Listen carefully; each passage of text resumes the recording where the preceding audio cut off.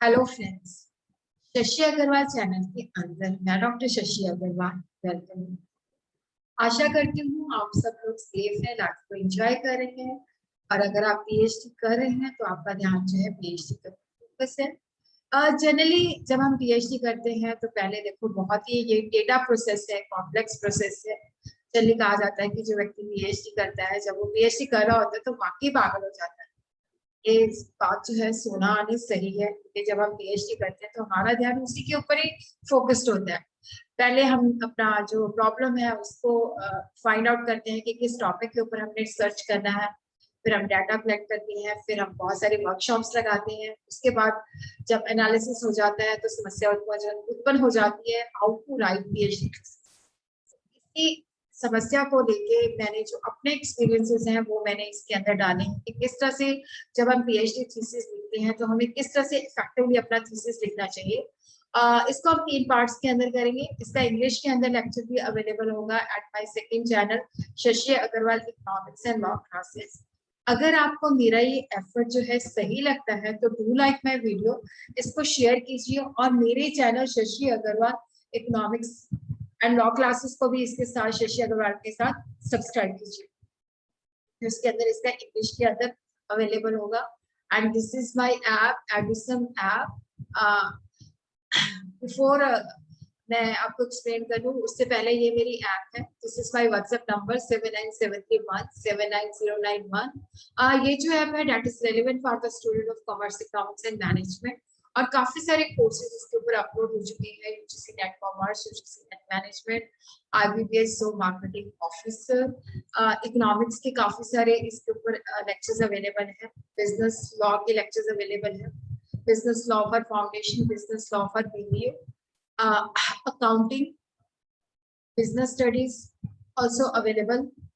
Methodology जो है that is through live lectures, recorded lectures, descriptive as well as summarize notes will be shared with the students. Test series depending upon कि आपका paper का pattern क्या है, MCQ है या descriptive है, doubt session will be there. इसका link I will be sharing in the description box. वैसे आप इसको Google Play Store से आसानी के साथ डाउनलोड कर सकते हैं। बिफोर एक्सप्लेनिंग हमें रिसर्च क्या होती है, सिंपल भाषा में हम कहते हैं कि जैसे नॉलेज के लिए वी आर सर्चिंग। रिसर्च जब हम करते हैं सिस्टमैटिक मैनर के अंदर होती है। सिस्टमैटिक मैनर का मतलब होता है कि first we have to defining problem, title क्या है हमारा, एरिया कौन सा है, एरिया के अंदर हमने किस प्रॉब्लम के ऊपर रिसर्च करनी है। फिर हम लिटरेचर को स्टडी करते हैं, फिर उसके बाद हम डाटा कलेक्ट करते हैं, फिर उसके बाद हम एनालिसिस करते हैं। तो it has to be done in a systematic manner. ये नहीं है कि आपने टाइटल डिसाइड कर लिया उसके बाद आपने डाटा कलेक्ट करना शुरू कर दिया, या मतलब ऐसा नहीं है। It has to be done in a systematic manner, logical way. Research can be defined the broader aspect as the systematic method. First, we have to define the problem. Then we have to build certain hypotheses which we want to prove. Then we have to collect the facts for the purpose of data analysis. On the basis of that data analysis, we could reach at the conclusion. और ये जो conclusion हो सकती है, generalization भी हो सकती है, या किसी specific problem के साथ हम उसकी solution भी find out करना चाहते हैं। जैसे organizations है जनरली वो research करती है जो भी वो problem face करती है ताकि उनके solution जो है find out किए जा सके। जैसे MBA के बच्चे हैं या MCOM के बच्चे हैं या MPhil के बच्चे हैं, जनरली ये लोग रिसर्च करते हैं ताकि इनकी डिग्री की रिक्वायरमेंट होती है कि they have to do certain carry on some research. उसके बाद वो थीसिस या प्रोजेक्ट रिसर्च रिपोर्ट जो है डिपॉजिट करवानी है। और उसी तरह अगर हम पीएचडी कर रहे हैं तो पीएचडी की डिग्री लेने के लिए भी हमें थीसिस जो है डिपॉजिट करवाना पड़ता है ताकि हमें पीएचडी की डिग्री मिल जाए। So report is a clearly structured document that presents the information about an investigation. देखो जहाँ पे clearly structured का मतलब है कि ये logical manner के अंदर हम जो भी प्रॉब्लम को लेके चल रहे हैं, जो भी हमारा टॉपिक है उसके अंदर हम सिस्टमैटिक मैनर के अंदर जो है रिसर्च कर रहे हैं। अब जैसे मेरा टॉपिक जो था determinant of IPO, determinant of IPO of determinant of under pricing of equity initial public offering in the Indian capital market. तो अब यहाँ पे मैंने इक्विटी जो आईपीओ आते हैं उनके जो अंडर प्राइसिंग है उसके डिटर्मिनेंट जो है उसको मेयर करना था। तो ये नहीं है कि मैं डिबेंचर्स के डिटर्मिनेंट्स फाइंड आउट करने लग जाऊं। तो जो हमारी प्रॉब्लम है उसका हम सोल्यूशन जो है उसकी रिसर्च जो हम सिस्टमैटिक मैनर के अंदर करते हैं, और इसके अंदर लॉजिकल वे से, क्रोनोलॉजिकल वे से। ये नहीं है कि जैसे मतलब हम पहले हमने जैसे इंट्रोडक्शन का चैप्टर लिखना है, फिर उसके बाद लिटरेचर रिव्यू, फिर उसके बाद हमने रिसर्च मेथोडोलॉजी, तो we have to do in the systematic manner. तो ये एक सेल्फ एक्सप्लेनेटरी स्टेटमेंट होती है जिसके अंदर सब स्पेसिफिक ऑब्जेक्टिव होते हैं जो कि डिसीजन मेकिंग के लिए इंफॉर्मेशन प्रोवाइड करती है। तो in the summarise way we could say report जो है that is the summary of the finding and recommendation about the particular problem. तो थीसिस क्या है? थीसिस या डिसर्टेशन जो है एक रिसर्च रिपोर्ट है। यहाँ पे जब हम थीसिस को डिपॉजिट करवाते हैं या तैयार करते हैं तो उसके पीछे लॉजिक क्या होता है कि जो हमने हमारे जो ऑब्जेक्टिव थे, हमने क्या प्रोसीजर यूज किया है वो हम काफी डिटेल के अंदर लिखते हैं, ताकि जो वर्क है उसको रिप्रोड्यूस किया जा सके। उसका जो हमने तथ्य, जो हमने जो डाटा कलेक्ट किया है उसका एनालिसिस करते हैं, जिसके बेसिस पे हम कंक्लूजन बताते हैं। रिसर्च अपनी जो स्टडी है उसकी आगे फर्दर इम्प्लीकेशंस क्या है, जो हमारी लिमिटेशन है उसके बारे में हम बताते हैं। और इसी तरह जब हम थीसिस बनाते हैं तो इसके अंदर जो भी हमने सिंबल्स यूज किए हैं, जो भी हमने रेफरेंसेस साइट किए हैं, वो सारा हम इसके अंदर मेंशन करते हैं। और इसी तरह जो चीज हम थीसिस के अंदर मतलब नहीं डाल पाते लेकिन वो नेसेसरी होती है, एडिशनल इंफॉर्मेशन जो होती है वो अपेंडिक्स के अंदर हम डालते हैं। थीसिस जो है डॉक्यूमेंट है, किस लिए सब मतलब किस लिए हम इसको जमा करवाते हैं, क्योंकि we have to get some academic degree. अगर एमबीए या एमकॉम का बच्चा है या एमफिल का बच्चा है तो उसको मास्टर की डिग्री लेनी है, और अगर पीएचडी का बच्चा है तो उसको पीएचडी की डिग्री लेनी है। इसी स्टेटमेंट जो है क्लियरली आइडेंटिफाई करती है कि कौन सी हम प्रॉब्लम के ऊपर सर्च कर रहे हैं। पीएचडी थीसिस जो है, जैसे मैंने आपको बताया कि ये बहुत आसान नहीं है, बहुत कॉम्प्लेक्स होता है, कॉम्प्लिकेटेड होता है। तो यहाँ पे जब हम इसको लिखते हैं तो हमें थॉरो नॉलेज होनी चाहिए, तभी हम थीसिस को बेटर जो है लिख सकते हैं। और जब हम अपना जो टॉपिक है, जैसे पहले हम एरिया, जैसे मान लो मेरा एरिया फिनांस है, तो फिनांस के अंदर मैंने आइडेंटिफाई किया कि ये मैंने प्रॉब्लम है, इसके ऊपर वर्कआउट करना है। जब मैंने प्रॉब्लम अपनी क्लैरिफाई कर ली तो वो प्रॉब्लम जो होती है हम उसी प्रॉब्लम के ऊपर फोकस्ड होते हैं, narrow down to specific focus on an investigation. जब हम अपना प्रॉब्लम आइडेंटिफाई कर लेते हैं तो वो हमें हमारी रिसर्च को डायरेक्शन प्रोवाइड करती है। जैसे मेरा टॉपिक था determinant of equity, determinant of under pricing of equity IPO in Indian capital market, जो कि नेशनल स्टॉक एक्सचेंज पे रजिस्टर्ड है। अब नेचुरली जैसे मैंने टाइम पीरियड 2006 to 11 था तो वो पूरे डायरेक्शन मिल जाती है, और जिसके बेसिस पे हम डाटा जो है प्राइमरी सोर्स से या सेकेंडरी सोर्स से गैदर करते हैं, और जिसका हम एनालिसिस करते हैं, जिसके बेसिस पे हम कंक्लूजन निकालते हैं। और थीसिस जो होता है जस्टिफाई करता है कि हमने ये रिसर्च की है, और उसके बेसिस पे जैसे तो बहुत सारी चीजों को हम कवर नहीं कर पाते तो वो लिमिटेशन हो जाती है, उसको हम रिसर्च गैप के अंदर जो है छोड़ते हैं कि किसके ऊपर रिसर्च हो सकती है। तो what are the features of a research report? देखो, ये कंप्लीट एंड कंपैक्ट डॉक्यूमेंट होता है जो कि updated information, systematic, specific problem के बारे में बताता है, और इसके अंदर fact, figure, conclusion and recommendation mention की जाती है। It has to be in the written form. ये एक सेल्फ एक्सप्लेनेटरी डॉक्यूमेंट होता है जो कि पूरा जो टॉपिक है उसको डिटेल के अंदर कवर होता है। और थीसिस जो होता है परमानेंट रिकॉर्ड होता है।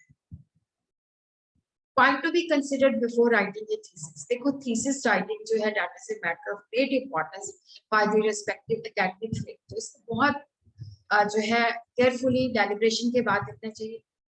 ज्यादातर जो थीसिस है इसका जब स्ट्रक्चर हमने इसकी रूपरेखा जो तैयार करनी है तो इसको अपने सुपरवाइजर के साथ डिस्कस कीजिएगा, उसके साथ बैठ के जो है आप अपना स्ट्रक्चर जो है प्लान आउट करिए।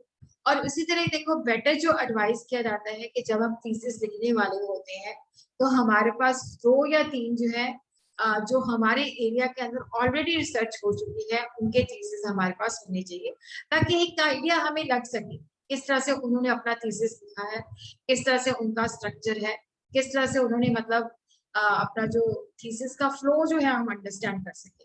तो read and observe how they have written, और कई बार क्या होता है कि जैसे हमारी इंग्लिश नहीं अच्छी होती, जैसे मेरी भी इंग्लिश जो है बहुत ज्यादा हाई स्टैंडर्ड की नहीं थी, बट मेरे हस्बैंड की इंग्लिश बहुत अच्छी है, मेरे colleague की इंग्लिश बहुत अच्छी थी।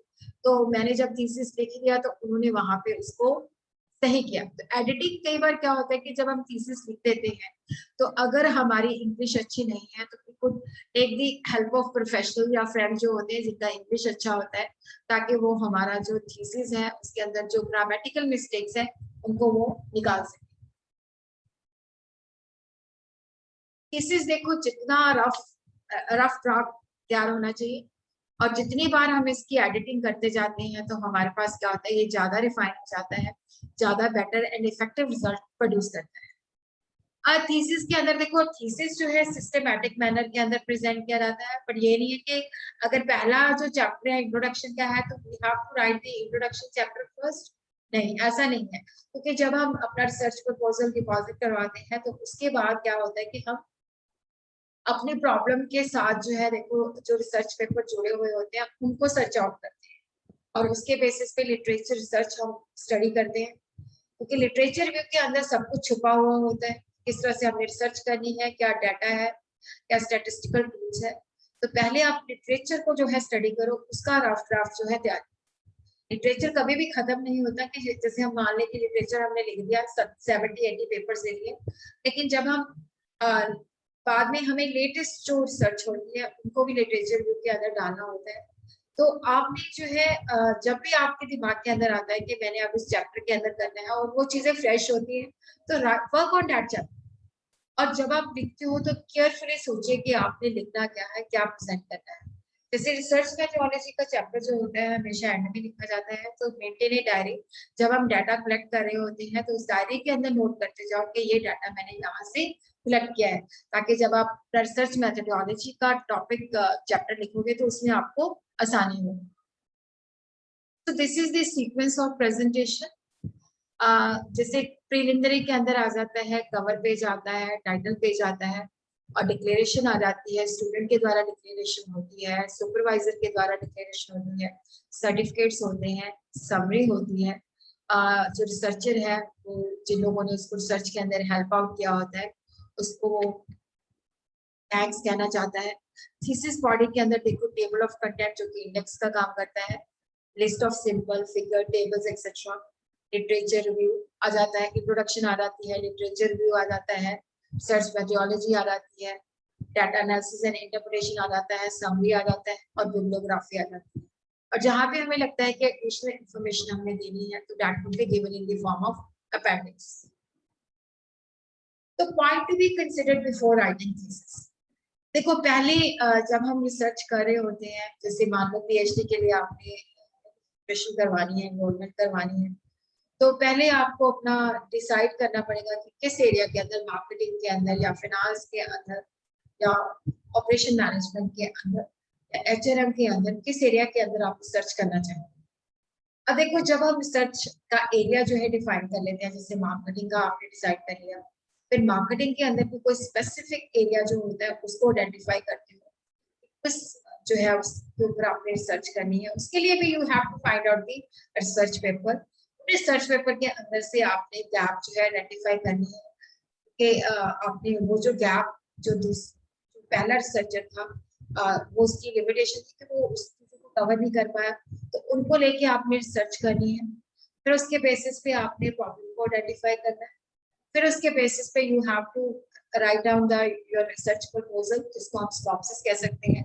जब आप इनरोल हो जाते हो, रजिस्टर हो जाते हो, फिर उसके बाद दोबारा से आपने जो आपका टॉपिक रजिस्टर हो चुका है उसके बेसिस पे आपने सर्च पेपर जो है, quality of search paper has to be very good, क्योंकि जितने ज्यादा अच्छे सर्च पेपर आप पढ़ते जाओगे तो एक खजाना की जो चाबी है वो आपको मिल जाती है, सब कुछ, everything is even the research paper.